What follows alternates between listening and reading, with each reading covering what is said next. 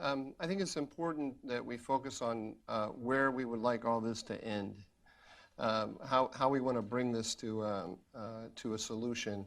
And I think it's important to recognize that we were postured for catastrophic failure in northeastern Syria because we entered into an alliance with the PKK. And the YPG, the Kurdish force that we worked with on the ground, is the PKK.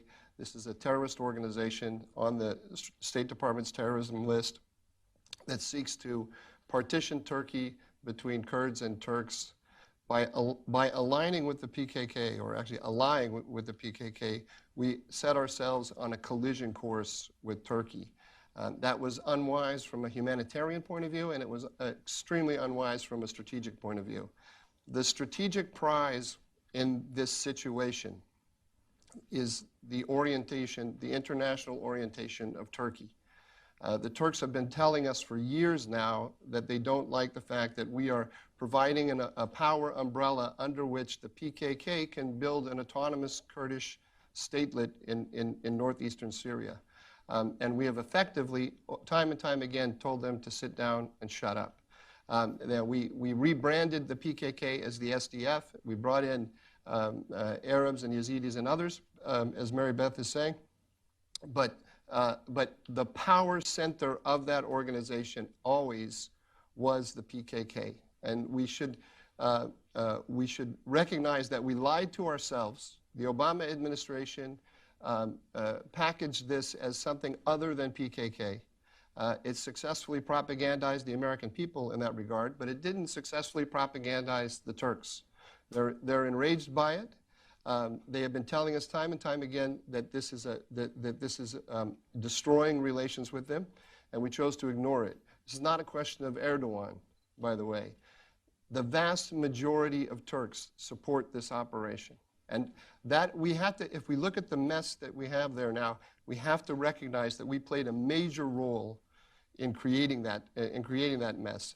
Getting out of it means we need to reestablish good ties with Ankara, productive ties for stabilizing that part of the world.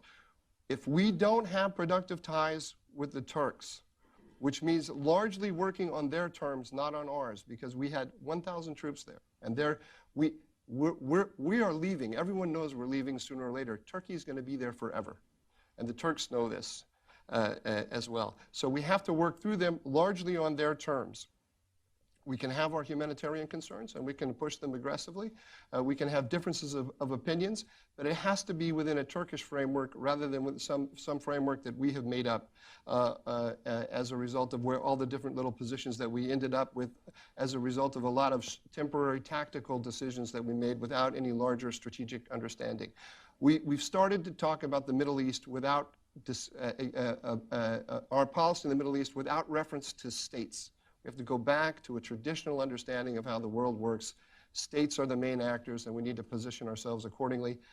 The strategic prize is Turkey, and the strategic goal, when all of this settles, is that we can contain Iran.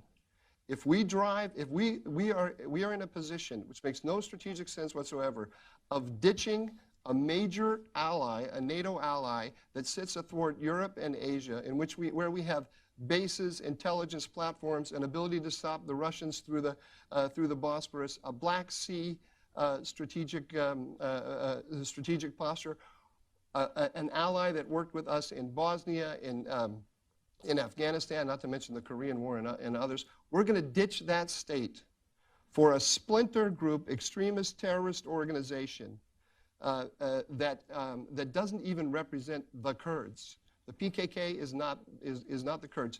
This makes no sense. We now have a bipartisan consensus in Congress to put massive sanctions on Turkey in order to save our relationship with the PKK. How did we get to this position? It makes no sense.